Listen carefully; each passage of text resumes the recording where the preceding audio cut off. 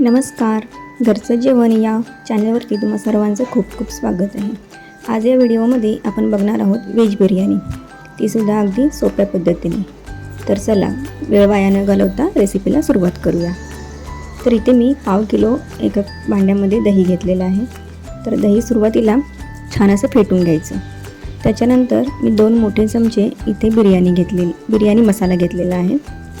त्याच्यानंतर काश्मीरी मिरची पावडर 1 चमचा घेतलेला आहे. त्याच्यानंतर 1 चमचा धने पावडर आणि 1 चमचा आपला गरम मसाला घेतलेला आहे. इथे तुम्ही तुमच्या आवडीनुसार कोणताही मसाला घेऊ शकता.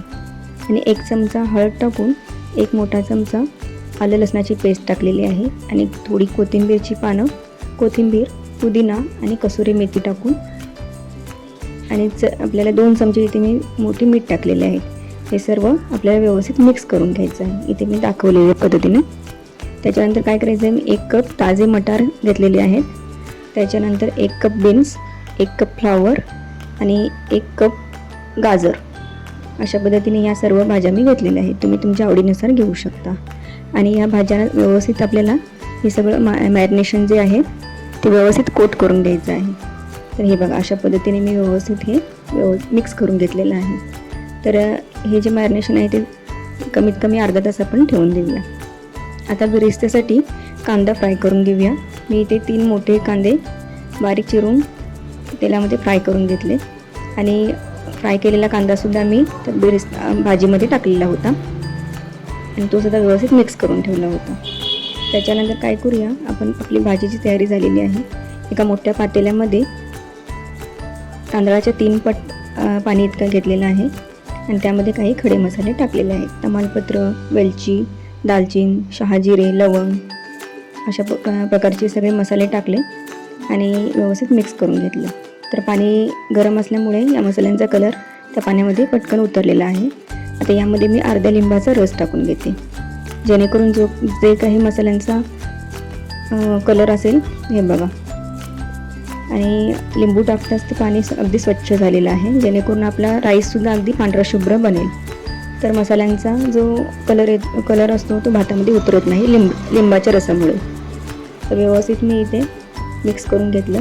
आणि बासमती राईस मी अर्धा किलो इथे घेतला होता. तो स्वच्छ धुवून 15 मिनिटं धुवून ठेवला होता. तो पाण्यामध्ये आता मी इथे टाकलेला आहे आणि व्यवस्थित आपल्याला इथे मिक्स करून घ्यायचं आहे. तर व्यवस्थित इथे तांदूळ आपल्याला छान असं मिक्स करून घ्यायचं आहे. आणि या ठिकाणी मी मोठे 3 चमचे मीठ टाकत आहे. तर आपल्याला या ठिकाणी मीठ थोडं जास्त टाकायचं आहे, जेणेकरून आपल्या राईसला मिठाची चव थोडी राहिली पाहिजे. कारण आपल्याला जे पाणी आहे ते सगळं काढून टाकायचं आहे. त्या पाण्यातून सगळे मीठ निघून जातं, त्यामुळे एक्स्ट्रा पाणी आपल्याला मीठ टाकायचं आहे. त्याच्यानंतर एका कुकरमध्ये मी 4 मोठे चमचे तेल टाकलेलं आहे. तेल थोडं जास्त घ्यायचं आपल्याला, कारण आपण बिर्याणी बनवतो, त्याच्यामुळे ग्रेव्हीसुद्धा आपली छान झाली पाहिजे. आणि ते 2 मोठे टोमॅटो मी अगदी बारीक कापून ते तेलामध्ये फ्राय करत आहे. थोडी कोथिंबीरसुद्धा टाकलेली आहे. आणि आपण जी सुरुवातीला मॅरिनेशन केलेली भाजी होती तीसुद्धा मी ह्या टोमॅटोच्या तेलामध्ये आता परतत आहे. सुरुवातीला जी भाजी होती ती छान अशी आपण परतून घेऊया. तर हे बघा, ह्या भाजीला सुद्धा व्यवस्थित असं तेल सुटेपर्यंत छान असं परतवून घेऊया. तर तुम्ही दह्याचं प्रमाण थोडं जास्त ठेवा, जेणेकरून आपली जी भाजी असते ती अशी घट्ट होत नाही. भाजीमुळे जी ग्रेव्ही होते त्यामुळे आपली बिर्याणी सुकी पडत नाही. बिर्याणी अशी व्यवस्थित रसरशीत जर बनवायची असेल तर दह्याचं प्रमाण थोडं वाढवावं लागतं. म्हणून मी सुरुवातीलाच 1/2 किलोपर्यंत असं दही घेतलं होतं. त्याच्यामुळे आपली भाजी बघा अशी रसरशीत दिसत आहे. तर आपल्याला व्यवस्थित ही छान शिजवून घेऊया. आता भाजी आपली शिजलेली आहे, इथे बघू शकता. इथे मी थोडं 1 ते 1.5 कप इथे पाणी टाकून व्यवस्थित शिजवून घेतलेलं आहे. कारण पूर्ण दह्यामध्ये भाजी आपली व्यवस्थित शिजली जात नाही, थोडं तरी पाणी आपल्याला त्यामध्ये टाकावं लागतं. त्यामुळे आता मी इथे पाणी टाकून 15 ते 20 मिनिटांपर्यंत ही भाजी व्यवस्थित शिजवून घेतलेली आहे. आता काय करते, यातली मी थोडी भाजी काढून घेते. तर अर्धी भाजी मी काढून घेतलेली आहे सेपरेट. आता आपल्याला लेअरिंग करायची आहे बिर्याणीची. तर काय करायचं, आपण जो स्टीम केलेला राईस होता, तर माझ्याकडून राईसचं शूट घ्यायला विसरले मी, त्याबद्दल क्षमा असावी. तर चुकून त्यावेळेला कॅमेरा ऑफ होता. तर 80 ते 90% असं राईस मी व्यवस्थित शिजवून घेतला आणि तो राईस आपल्याला भाजीवरती व्यवस्थित पसरवून घ्यायचा आहे. ही जी भाजी आहे त्याच्या पूर्ण कडेपर्यंत असं राईस हा आपल्याला छान परतून घ्यायचा आहे कडेपर्यंत. हे बघा अशा पद्धतीने अगदी झटकीपट होणारी ही रेसिपी तुम्ही नक्की ट्राय करून बघा. आता काय करूया, हा व्यवस्थित पसरवून घेऊया राईस. आणि या राईसमध्ये आपल्याला काही पुदिन्याची पानं तुम्ही तुमच्या आवडीनुसार टाकू शकता. काही थोडी कोथिंबीर, आता मी कोथिंबीरसुद्धा इथे टाकते आणि फ्राय केलेले काजूसुद्धा टाकून घेते. तुम्ही तुमच्या आवडीनुसार टाकलं चालेल, नाही टाकलं तरी चालेल. कोथिंबीर, पुदिन्याची पानं आणि काजूचे काप फ्राय केलेले आहेत. आणि इथे मी दुधामध्ये थोडी हळद टाकून व्यवस्थित इथे मी टाकून घेते. माझ्याकडे केशर उपलब्ध नव्हतं, त्याच्यामुळे मी दुधामध्ये थोडी हळद टाकली आणि ते दूध थोडं यामध्ये टाकून घेतलं. आणि फ्राय केलेला आपला जो कांदा होता तो सुद्धा इथे व्यवस्थित मी टाकून घेत आहे.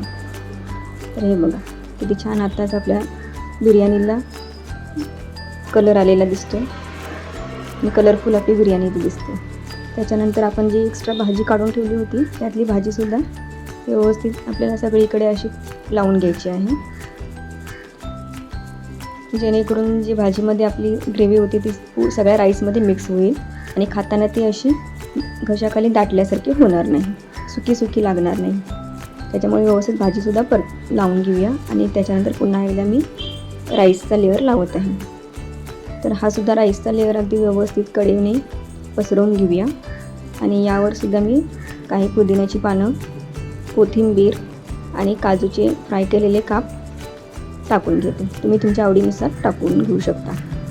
आणि पुन्हा एकदा मी इथे थोडा फ्राय केलेला कांदासुद्धा टाकून दुधामध्ये आपण थोडी हळद मिक्स केलं होतं ते मी इथे टाकत आहे. तर हे बघा फ्राय केलेला कांदासुद्धा टाकलेला आहे आणि व्यवस्थित असं पसरवून घेऊया.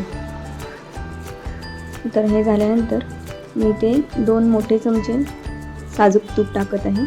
तर तुपामुळे सुद्धा आपल्या बिर्याणीला छान अशी चव येते. तर तूपसुद्धा नक्की टाका. तर बघा त्याच्यानंतर मी काय केलं, कुकरवरती एक सुती कापड, भिजवलेलं सुती कापड ठेवलं आणि त्याच्यावर एक मोठं ताट ठेवलं आणि एक जड पाण्याने भरलेलं भांडं ठेवलं आणि व्यवस्थितरित्या 20 मिनिटे दम काढला. आणि दम काढल्यानंतर बघा आपली रसरशीत छान अशी बिर्याणी किती सुंदर बनलेली आहे. तर बघू शकता अगदी बघताच तोंडाला पाणी सुटणारी अशी व्हेज बिर्याणी तुम्हीसुद्धा नक्की ट्राय करून बघा. किती सुंदर अशी झालेली आहे आणि आपल्या बिर्याणीला अगदी रंगसुद्धा किती छान मस्त आलेला आहे. जशी आपण विकत आणतो त्या पद्धतीचीच अशी आपली रसरशीत व्हेज बिर्याणी तयार झालेली आहे.